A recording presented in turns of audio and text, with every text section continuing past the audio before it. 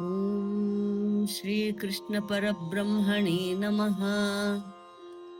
अथ षोडशोऽध्यायः। दैवासुरसम्पद्विभागयोगः।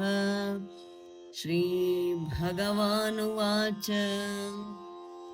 अभयं सत्त्वसंशुद्धिः ज्ञानयोगव्यवस्थितिः दानं दमश्च यज्ञश्च स्वाध्यायस्तप आर्जवम् अहिंसा सत्यमक्रोधः त्यागः शान्तिरपैशुनम् दया भूतेष्वलोलुप्त्वं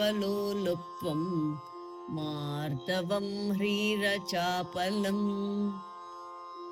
तेजक्षमा धृतिः शौचम् अद्रोहो नातिमानिता भवन्ति सम्पदं दैवीम् अभिजातस्य भारत दम्भो दर्पोऽभिमानश्च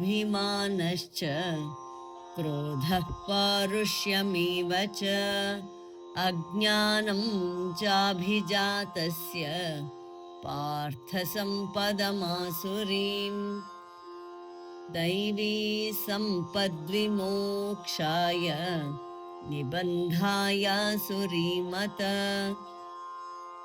मा शुचः सम्पदं दैवीम् अभिजातोऽसि पाण्डव द्वौ भूतसर्गौ लोकेऽस्मिन् दैव आसुर एव च दैवो विस्तरशः प्रोक्तः आसुरं पार्थ मे शृणु प्रवृत्तिं च निवृत्तिं च जना न विदुरासुराः न शौचं नापि चाचारो न सत्यं तेषु विद्यते असत्यमप्रतिष्ठन्ते जगदाहुरनीश्वरम् अपरस्परसम्भूतं किमन्यत् कामहैतुकम् एतां दृष्टिमवष्टभ्य नष्टात्मानोऽल्पबुद्धयः